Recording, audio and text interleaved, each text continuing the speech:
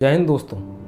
जैसा कि आप सभी जानते हैं, मौजूदा में यूक्रेन और रसिया में भीषण युद्ध छिड़ा हुआ है और इस युद्ध के बीच में हमारे हजारों भारतीय विद्यार्थी यूक्रेन में फंसे हुए हैं। उन्हें वापस लाने के लिए हमारी सरकार पूरी कोशिश कर रही है और काफ़ी हद तक उसमें कामयाब भी हुई है। जैसा कि खबर आ रही है, जो भी छात्र यूक्रेन से पोलैंड की तरफ जा रहे हैं, पोलैंड उनकी तहे दिल से मदद कर रहा है। इवन ट्रांसपोर्टेशन का जो भी खर्चा है वो खुद बियर कर रहा है। अब सवाल ये है कि जो पोलैंड यूक्रेन को पीड़ित की नज़र से देख रहा है और रसिया के खिलाफ है, वो पोलैंड भारतीय छात्रों की मदद क्यों कर रहा है, जबकि ये जग जाहिर है कि भारत ने यूएन में रसिया के खिलाफ वोट नहीं किया, इवन वोटिंग में हिस्सा तक नहीं लिया, जिसकी वजह से सारी यूरोपियन कंट्रीज भारत की निंदा कर रही हैं। तो वो क्या वजह है कि पोलैंड भारतीय छात्रों की मदद कर रहा है? ये वजह जानने के लिए हमें इतिहास की तरफ रुख करना पड़ेगा।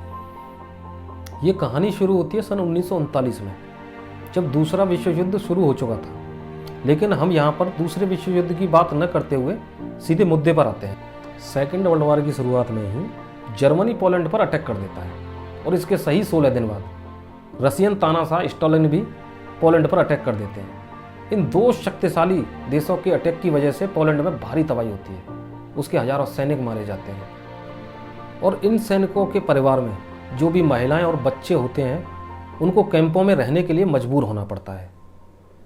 वो सन 1939 से 1941 2 वर्ष तक इन कैंपों में रहते हैं। इसके बाद में समय का परिवर्तन देखिए कि जिस रसिया और जर्मनी ने मिलकर पोलैंड पर अटैक किया था, उन दोनों में आपस में ही युद्ध छिड़ जाता है। इस मुद्दे को लेकर ब्रिटेन की वार कैबिनेट में एक मीटिंग होती है। इस मीटिंग में नवानगर के महाराजा दिग्विजय सिंह जडेजा भी शामिल होते हैं और वो इन महिलाओं और बच्चों को अपनी रियासत में आश्रय देने का प्रस्ताव रखते हैं, जिसे ब्रिटेन की सरकार तुरंत स्वीकार कर लेती है। अब इसमें स्वीकार क्या करना, ब्रिटेन की तो हिटलर की वजह से वैसे ही लगी पड़ी थी, वो तो अपनी जान खुद बचा रहे थे। अब उस पर जडेजा जी ने वहाँ पर ये प्रस्ताव दे दिया, उनको तो स्वीकार करना ही था। इसके बाद इन बच्चों को जैसे तैसे ब्रिटिश सरकार की मदद से जामनगर पहुँचाया जाता है। पहले जत्थे में 170 बच्चे आते हैं और इसके बाद न जाने कितने जत्थे जामनगर आते हैं, जिससे इन बच्चों और महिलाओं की संख्या 1000 से ऊपर पहुंच जाती है। महाराजा दिग्विजय सिंह जी ने जामनगर से 25 किलोमीटर दूर बालाचड़ी गांव में इन लोगों को आश्रय दिया। साथ ही उन्होंने बोला कि वो अब अनाथ नहीं है और महाराज उनके पिता हैं। राजा दिग्विजय सिंह जी ने इन महिलाओं और बच्चों की जो भी बेसिक नीड्स थी, उन सबको फुलफिल किया। इसके अलावा इन्होंने एक लाइब्रेरी का निर्माण भी कराया, जिससे कि ये बच्चे अपनी मातृभाषा से दूर न हो सकें। एक फुटबॉल ग्राउंड का निर्माण भी कराया, साथ ही साथ कोच का भी अरेंजमेंट किया।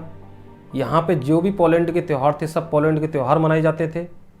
एक समय के बाद में पोलैंड की सरकार ने इनको आर्थिक मदद की पेशकश की, जिसे महाराज ने बड़ी नम्रता के साथ नकार दिया। समय गुजरता है और इस गुजरते समय के साथ ही सन 1945 में दूसरे विश्व युद्ध का समापन हो जाता है और इसके साथ ही पोलैंड सोवियत यूनियन का हिस्सा बन जाता है। 1946 में ये बच्चे वापस पोलैंड चले जाते हैं। फिर 1966 में महाराजा का निधन हो जाता है और 1989 में पोलैंड सोवियत यूनियन से अलग होकर एक स्वतंत्र राष्ट्र बन जाता है। स्वतंत्र राष्ट्र बनने के बाद में पोलैंड सरकार एक चौक का नाम महाराजा के नाम पर रखती है। इसके बाद सन 2012 में एक पार्क का निर्माण होता है, उसका नाम भी महाराजा के नाम पर रखा जाता है। और इसके बाद सर्वोच्च नागरिक सम्मान से महाराजा को पोलैंड सरकार सम्मानित करती है। अब आप समझ ही गए होंगे कि पोलैंड लाखों रुपए खर्च करके भारतीय छात्रों की मदद क्यों कर रहा है। दोस्तों, आपको हमारी वीडियो कैसी लगी प्लीज़ कमेंट सेक्शन में ज़रूर बताएं और हमारे चैनल को सब्सक्राइब ज़रूर करें। जय हिंद।